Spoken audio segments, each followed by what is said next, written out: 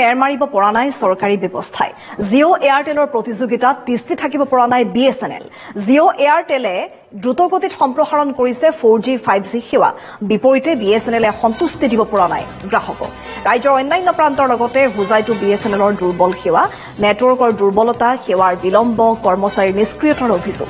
হোজাই শিলবাৰীস্থিত চৰকাৰী BSNL কাৰ্যালয়তো তৎপৰতা কোনো নাই। কৰ্মচাৰীসকলৰ অভিযোগ, গুৰুত্ব নাই ওপৰ মহলত। ৰাইজৰ মতে চূড়ান্ত হেমাহি কৰ্মচাৰী আৰু কৰ্তৃপক্ষৰ। এই সন্দৰ্ভতে হোজাইৰ পৰা ৰূপক বৰাই যুগুতোৱা এক প্ৰতিবেদন আগবঢ়াইছে। নিশ্চিতভাৱে চাওক, আচলতে জিঅ' বা এয়াৰটেল এইসমূহ প্ৰতিষ্ঠান কোম্পানীক এই যি ভাৰতীয় যি সঞ্চাৰ নিগম লিমিটেড অৰ্থাৎ যি BSNL বুলি আমি কওঁ, আজি এই মুহূৰ্তত এক ইতিহাস হ'বলৈ গৈ আছে। কাৰণ গ্ৰাহকৰ সংখ্যা ক্ৰমান্বয়ে এই BSNL কাৰ্যালয়ত ক্ৰমান্বয়ে কমি আহিছে। আমি পৰিৱেশটো কেমেৰা সহযোগীৰ জৰিয়তে মই অকণমান পৰিৱেশটো মই দেখুৱাই ল'ব খুজিছো যে আছো যি টেলিফোন কেন্দ্ৰ অৰ্থাৎ BSNLৰ এই কাৰ্যালয়টো পোনপ্ৰথমে মই অকণমান পৰিৱেশটো মই দেখুৱাই ল'ব খুজিছো। পৰিৱেশ অকণমান কেমেৰা সহযোগীয়ে সেই পৰিৱেশটো অকণমান দেখুৱাই দিয়ক যে আমি যদি কওঁ যে এই কোঠাটো সম্পূৰ্ণৰূপে আচলতে এই মুহূৰ্তত বন্ধ হৈ থকাৰ পৰিলক্ষিত হৈছে।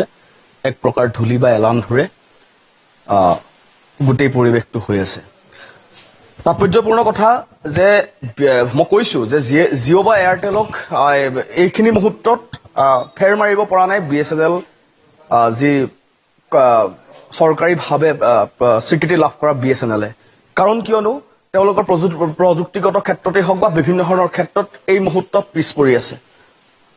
মোৰ লগত উপস্থিত আছে ইয়াৰে এগৰাকী গ্ৰাহক। তেওঁ এই মুহূৰ্তত আমি লগ পাইছো যে ক'ৰবাত প্ৰযুক্তিগতভাৱে পিছ পৰি আছে BSNL যিটো প্ৰতিষ্ঠান অৰ্থাৎ ভাৰত চৰকাৰৰ এটা প্ৰতিষ্ঠান। তাত জিঅ' বা এয়াৰটেলে যি গ্ৰাহকৰ যি কাষত আচলতে এই মুহূৰ্তত সমাদৰ লাভ কৰিছে। কিয় বুলি ভাবে? এই প্ৰশ্নটোৰ উত্তৰ এইটো আজিকালি আমি যদি ক'বলৈ যাওঁ, আমাৰ ইয়াৰে কি যোনবোৰ কি দায়িত্বপূৰ্ণ ইয়াতে BSNLৰ আছে, সিহঁতৰ ভুল আছে। কাৰণ কি মই সৰু এটা উদাহৰণ দি আছো। মই চিম লৈছিলো, মই চিম কাৰ্ড লৈছো। আজিৰ পৰা মোটামুটি 10 বছৰ হৈ গ'ল BSNLৰ, 10 বছৰ বেছি হ'ব।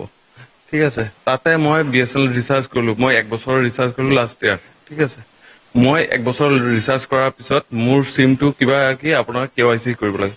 KYC কৰিলো। KYC কৰাৰ পিছত মোক কি ক'লে, মোৰ যিটো 1 বছৰৰ ভেলিডিটি আছিলে এইটো মোক ঘূৰাই দিয়া নাই। মোক আকৌ সিহঁতৰ কি কৰিলে, মোক ৰিচাৰ্জ কৰিব লগা হ'ল আৰু 1 বছৰৰ কাৰণে।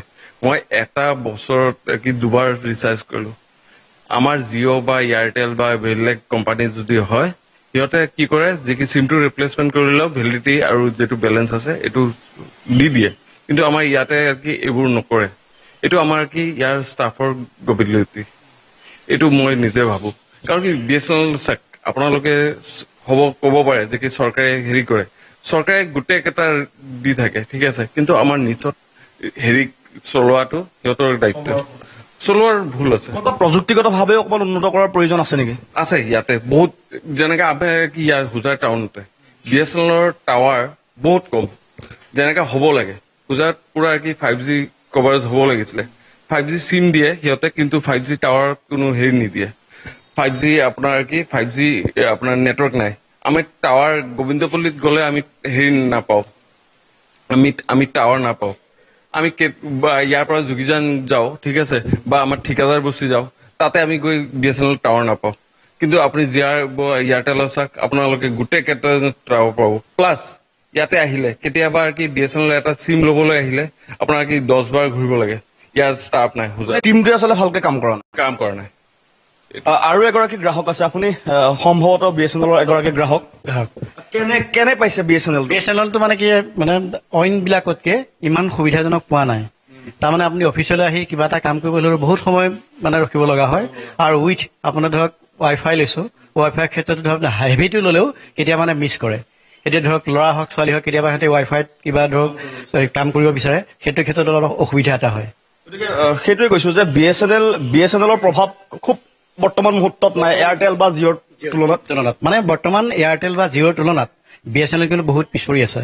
কিন্তু তাৰ আগুৱাবলৈ হ'লে সকলোৱে মানে কি অলপ হেৰি কৰিব লাগিব, আগুৱাই যাব লাগিব বা সকলোৱে কামটো ওতঃপ্ৰোতভাৱে জড়িত হৈ কামটো কৰিব লাগিব, প্ৰযুক্তিগতভাৱে আগবাঢ়িব লাগিব। প্ৰযুক্তিগতভাৱে আগবাঢ়িব লাগিব, গম পাইছানে?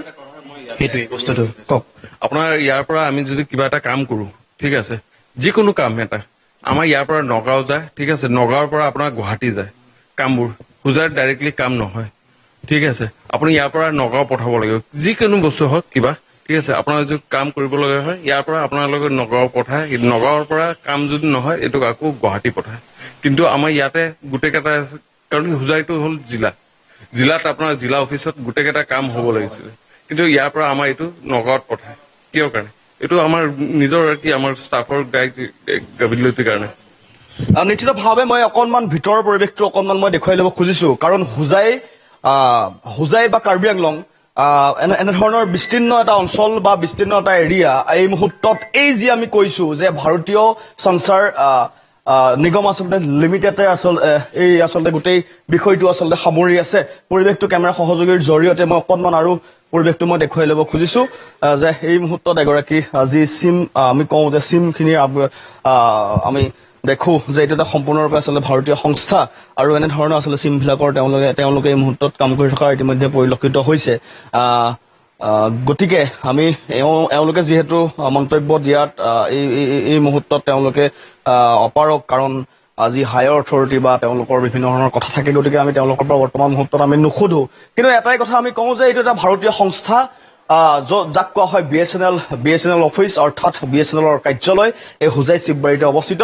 কিন্তু এনেধৰণৰ পুতৌ লগা কথাসমূহে আচলতে কৰবাত নহয় কৰবাত এই BSNL যি আমি কৈছো যে ভাৰতীয় সঞ্চাৰ নিগম লিমিটেড কৰবাত নহয় কৰবাত প্ৰযুক্তিগতভাৱে জিঅ' বা এয়াৰটেলক আচলতে এই মুহূৰ্তত ফেৰ মাৰিব নোৱাৰাৰ কিছু অভিযোগ এই মুহূৰ্তত আহিছে।